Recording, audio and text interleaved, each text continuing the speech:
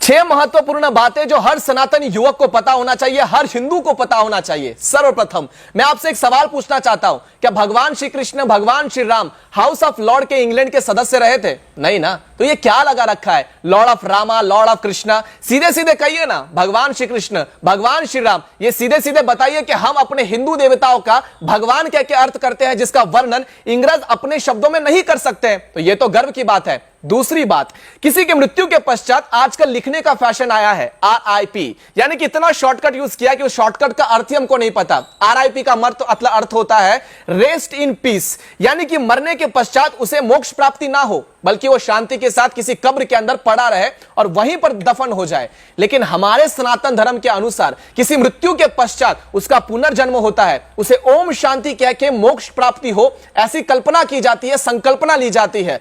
सीधे सीधे आपको कहूं तो किसी वृक्ष के कटने के बाद जैसे उसका पुनर्जन्म होता है, ठीक किसी मृत्यु के पश्चात किसी व्यक्ति का पुनर्जन्म होता है। यह हिंदू धर्म हमें सिखाता है। तीसरी महत्वपूर्ण बात यह है कि महाभारत और रामायण को काल्पनिक बताना बंद कीजिए। ज्यादा करके जो हिंदू युवा है, जो पढ़े लिखे युवा है, महाभारत और रामायण को माइथोलॉजी कह के वर्णित करते हैं। और जिनको ये शब्द का अर्थ नहीं पता उनके लिए बता दूं, माइथोलॉजी शब्द बना है मिथ से। मिथ शब्द का अर्थ होता है झूठा या फरेब, और ये जो मिथ शब्द है हमारे संस्कृत शब्द मिथ्या से ही आया हुआ है। तो मिथ्या का अर्थ होता है झूठा। तो रामायण और महाभारत को झूठा कहने वालों, अपने आप पर शर्म करो और सनातन होने पर गर्व करो। इन्हें माइथोलॉजी कहकर हमारे भगवान श्री कृष्ण और भगवान श्री राम का अपमान करना बंद करे और इन्हें अपना इतिहास कहे, ना कि माइथोलॉजी। चौथा सबसे महत्वपूर्ण बात यह है कि अपने इष्ट देवताओं का सम्मान करे, उनकी पूजा नित्य शाम करे।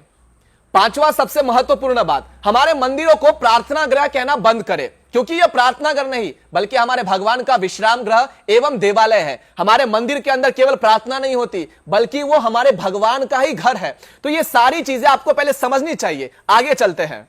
और अंतिम बात हमें समझना चाहिए कि आजकल के जो पढ़े लिखे माँ बाप होते हैं वो अपने बच्चों के लिए केक लाते हैं, उस केक के ऊपर दिया जलाते हैं या फिर मोमबत्ती लगाते हैं और उसे फूंक मारकर जन्मदिन मनवाते हैं। आप लोग को समझना चाहिए कि हिंदू धर्म के अनुसार अग्नि को बुझाना सबसे ज्यादा अपशकुन माना गया है। अपने बच्चों को सिखाइए कि तमसो मां ज्योतिर्गमय। इसका अर्थ यह होता है कि अग्नि देवता को प्रज्वलित करके हम अपने बच्चों के उज्जवल भविष्य की कामना अपने इष्ट देव से करते हैं, अग्निदेव से करते हैं। लेकिन अंग्रेजों के जो चोचले हैं उसको मनाते मनाते हम लोग भूल चुके हैं कि आखिरकार हमारी धर्म क्या है, हमारा सभ्यता क्या है, हमारी संस्कृति क्या है। लेकिन जब तक आप जैसे और हम जैसे युवा जीवित है, तब तक अपने सनातनियों को जागृत करने का प्रयास पूर्णतः करते रहेंगे। इस वीडियो से अगर आपको कुछ सीख मिली है तो आगे तक जरूर पहुंचाएं और हर उस युवा सनातनियों को बताएं कि आखिरकार ये 6 महत्वपूर्ण बातें जो आपको मैंने बताई है वो कितना ज्यादा मायने रखती है हमारे सनातन धर्म के अंदर। तब तक के लिए जय सनातन।